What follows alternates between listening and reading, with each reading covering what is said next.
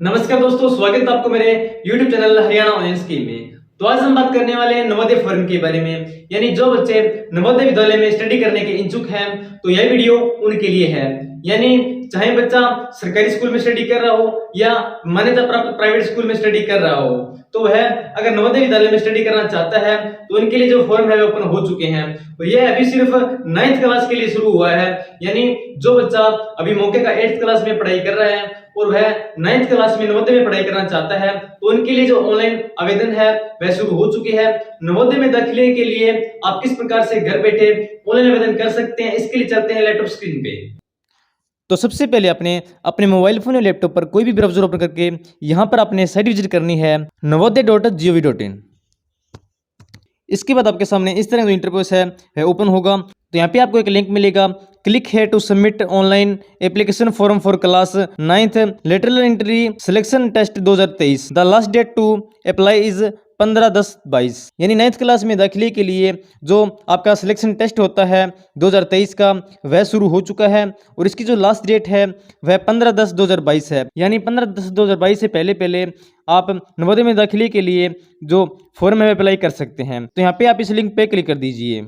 उसके बाद आपके सामने इस तरह का इंटरफेस है आपको मिलेगा। तो यहाँ पे सबसे पहले आपको जो दिखाई दे रहा है क्लिक हेयर टू रजिस्ट्रेशन, इस पे यहाँ पे आपने क्लिक करना है। तो उसके बाद यहाँ पे आपके सामने इस तरह का इंटरफेस है वो ओपन होगा।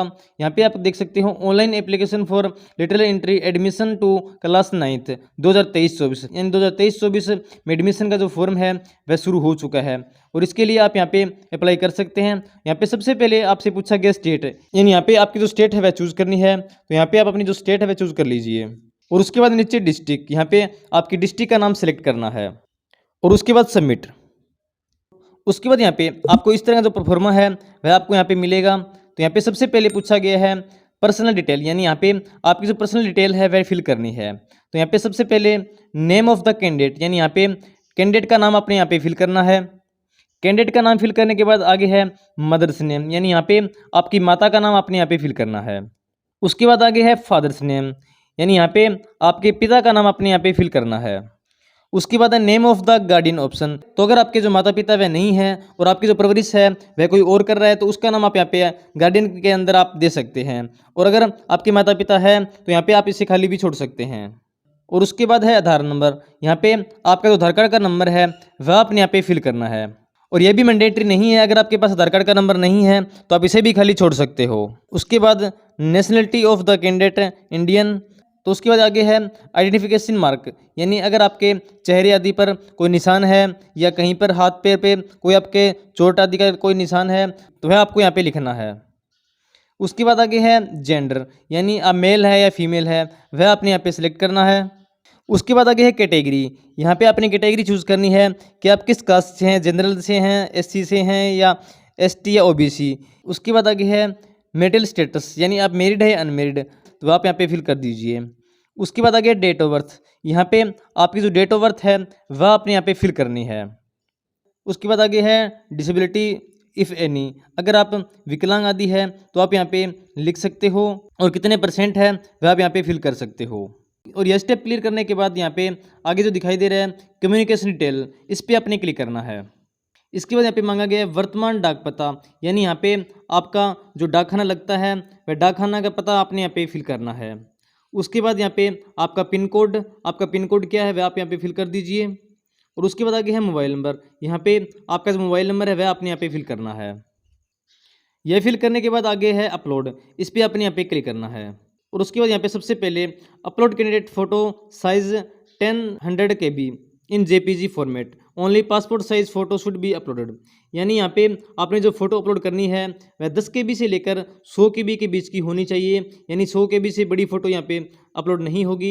ये जो फोटो है वह आपने JPG में, और ये जो फोटो आपने अपलोड करनी है वह JPG फॉर्मेट के अंदर अपलोड करनी है। और ये जो फोटो का साइज़ है सिर्फ पासपोर्ट साइज फोटो ही आपने यहाँ पे अपलोड करनी है।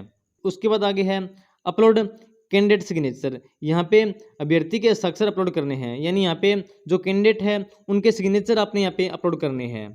उसके बाद नीचे है अपलोड पेरेंट सिग्नेचर। यहाँ पे जो पेरेंट्स हैं यानी जो कैंडिडेट के पेरेंट्स हैं उनके सिग्नेचर आपने यहाँ पे अपलोड करने हैं। और यही फिल करने के बाद आगे जो दिखाई दे रहा है 8th स्टैंडर्ड डिटेल, इस पे अपने यहाँ पे क्लिक करना है। उसके बाद यहाँ पे सबसे पहले पूछा गया है नेम ऑफ स्कूल यानी विद्यालय का नाम, यानी अभी आप जो 8th क्लास में स्टडी कर रहे हैं उसकी डिटेल आपने यहाँ पे फिल करनी है।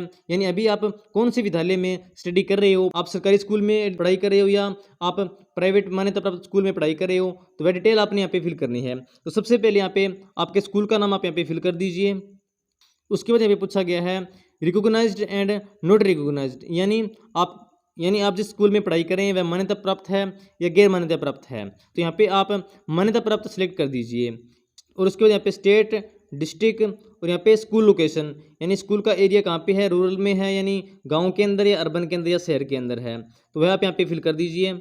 उसके बाद आगे आपको दिखाई दे रहा होगा ब्लॉक, यहाँ पे आपका ब्लॉक का नाम आपने यहाँ पे डालना है। जैसे आपका कौन सा ब्लॉक लगता है, कौन से ब्लॉक में आपका जो विलेज है पड़ता है, तो ब्लॉक का नाम आप यहाँ पे फिल कर दीजिए।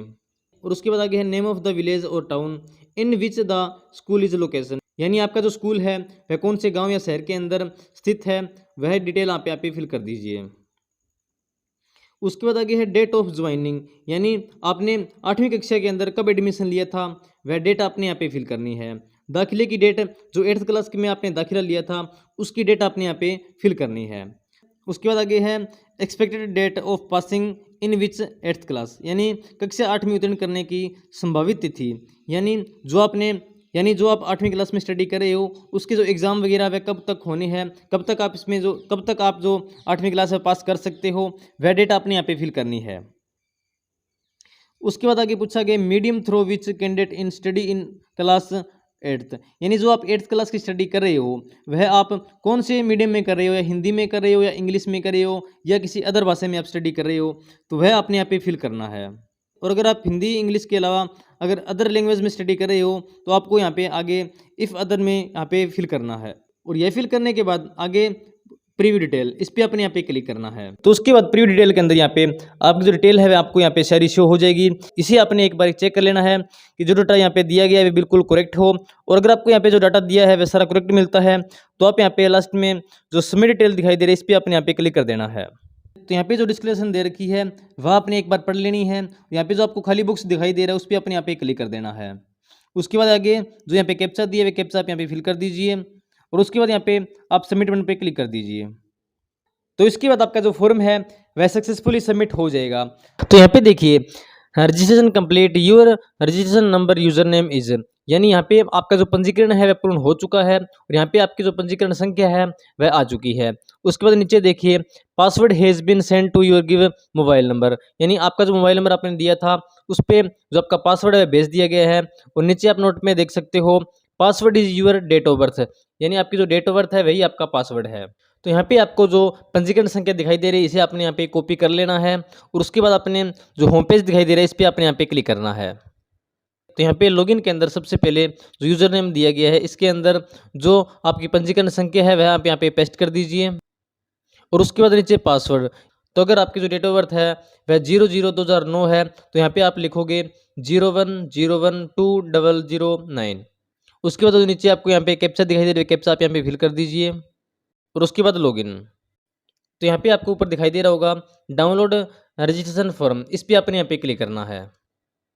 और उसके बाद यहाँ पे नीचे क्लिक है टू डाउनलोड और प्रिंट एप्लीकेशन फॉर्म, यहाँ पे आपको जो खाली बॉक्स दिखाई दे रहा है इस पर आपने यहाँ पे क्लिक करना है। उसके बाद ओके। उसके बाद यहाँ पे आपका जो एप्लीकेशन फॉर्म है वह डाउनलोड हो चुका है, इसका प्रिंट ले सकते हो। तो जब एग्ज़ाम होंगे तो एडमिट कार्ड के लिए यह जो एप्लीकेशन फॉर्म है यह काम आएगा। तो आप मेरी पूरी वीडियो वॉच करके समय घर बैठे नवोदय में दाखिले के लिए जो ऑनलाइन आवेदन है वह कर सकते हैं। तो यह थी आज की वीडियो नवोदय में दाखिले के लिए आप किस प्रकार से ऑनलाइन आवेदन कर सकते हैं इसके बारे में। तो आपको वीडियो पसंद आई होगी, अगर आपको वीडियो पसंद आई है तो वीडियो को लाइक कर दीजिए, अपने दोस्तों आदि को शेयर जरूर कर दीजिए। अगर आपको इसके बारे में कोई और जानकारी चाहिए तो आप कमेंट बॉक्स में कमेंट भी कर सकते हैं। और अगर आप इस चैनल पर नए हैं तो चैनल को जल्द से जल्द सब्सक्राइब कर दीजिए और बेल आइकन को प्रेस कर दीजिए ताकि आपको आने वाली हर नई अपडेट समय समय मिल सके। मेरी वीडियो वॉच करने के लिए आप सबका बहुत बहुत धन्यवाद। जय हिंद, जय भारत।